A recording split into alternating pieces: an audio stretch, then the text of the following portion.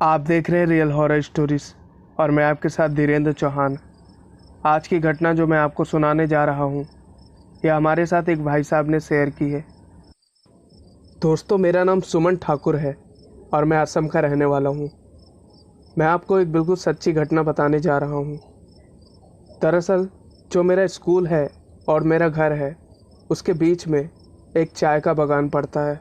क्योंकि मेरा स्कूल मेरे घर से बहुत ज़्यादा दूर है, इसी वजह से अगर पैदल आते जाते हैं तो हमें शाम हो जाती है।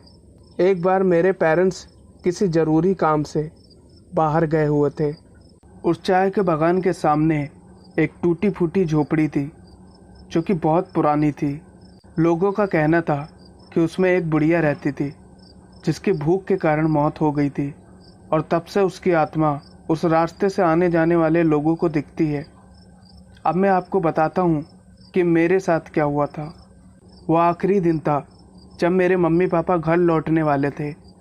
मैं स्कूल से वापस आ रहा था घर की तरफ और रास्ता बिल्कुल सुनसान था। उस समय शाम होने को थी क्योंकि मैं 2-3 दिनों से पैदल ही जा रहा था और पैदल स्कूल से वापस घर आ रहा था। उस दिन घर आते वक्त मुझे ऐसा लग रहा था कि मानो मेरे पीछे कोई चल रहा है। मैं जब भी पीछे मुड़ के देखता तो पीछे कोई नहीं होता। ये बात मुझे बहुत ज़्यादा डरा रही थी। मुझे इतना डर लग रहा था कि मन कर रहा था कि मैं भागते हुए घर चला जाऊं, लेकिन डर के मारे मेरे पैर ज़्यादा तेज़ी से बढ़ भी नहीं रहे थे। फिर कुछ दूर आगे जाने के बाद मुझे फिर वैसा ही महसूस हुआ कि कोई मेरा पीछा कर रहा है। इस बार जब मैंने पीछे मुड़ कर देखा तो मुझे एक काले रंग की परछाई दिखी जिसका कोई भी चेहरा नहीं था। उस परछाई को देखकर मेरी रूह कांप गई और मैं तेज़ी से चलने लगा। जैसे जैसे मैं चलता वो परछाई मेरे पीछे आती जा रही थी। मैंने और तेज कदम बढ़ाना शुरू कर दिया। अचानक से पीछे से आवाज़ आती है, रुक जा बच्चे, रुक जा, आज तो यहीं रहेगा। ये सुनते ही मैं वहाँ से भागने लगा क्योंकि मैं जान गया था कि अगर आज मैं नहीं भागा तो कभी भागने लायक नहीं रहूँगा। दोस्तों, ये घटना हमारे साथ शेयर की है हर्ष तिवारी जी ने और वो बताते हैं कि वो फैजाबाद अमानीगंज के रहने वाले हैं। हर्ष तिवारी बताते हैं कि वो वहाँ किराए के मकान में रहते हैं और वो भी बिल्कुल अकेले।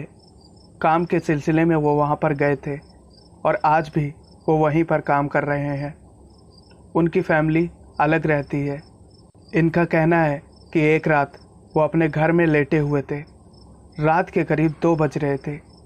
अचानक उन्होंने अपनी खिड़की पर देखा कि एक बुढ़िया खड़ी है जिसकी आंखें लाल दिखाई पड़ रही थी। वो बहुत डर गए थे, लेकिन वो किसी भी हालत में घर से बाहर नहीं जाना चाहते थे। वो डर के मारे पूरी रात सो नहीं पाए। वो बस अपनी आंख बंद करके लेटे रहे थे। 3 बजे जब उन्होंने अपनी आंख खोली और दोबारा उसी खिड़की की तरफ देखा तो वो बुढ़िया अब वहाँ नहीं थी। ऐसा करीब उनके साथ 2-3 दिन हुआ, जिससे एक बात तो साफ हो गई थी कि वो कोई उनके मन का भ्रम नहीं था। वो जो भी था वो बिल्कुल सच था। एक रात की बात है, जब उनका खाना बनाने का मन नहीं कर रहा था तो सुबह की जो बची हुई रोटियां रखी थी उन्होंने सोचा कि आज मैं दूध रोटी खा लूँगा। तो वो दुकान से दूध लेकर आए और दूध को उबाला और दूध के साथ रोटी खाकर सो गए। बचे हुए दूध को उन्होंने ऐसे ही रख दिया था किचन में और आराम से जाके अपने पलंग पर सो गए। रात को बर्तनों के गिरने की वजह से उनकी नींद खुल जाती है। उन्हें एक बिल्ली की आवाज़ सुनाई देती है। वो सब कुछ समझ गए थे कि कोई बिल्ली दूध पीने के लिए आई होगी।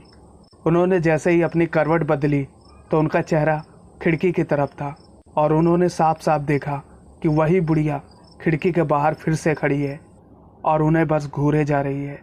वो तुरंत अपने कमरे से बाहर निकले और खिड़की के पास देखने के लिए गए तो वो बुढ़िया उनके बिल्कुल सामने खड़ी थी और उन्हें अपने लाल आंखों से घूर रही थी। ये देख के वो इतना डर गए कि तुरंत अपने कमरे में घुस गए और अगले दिन उन्होंने ये सारी बात एक पंडित को बताई।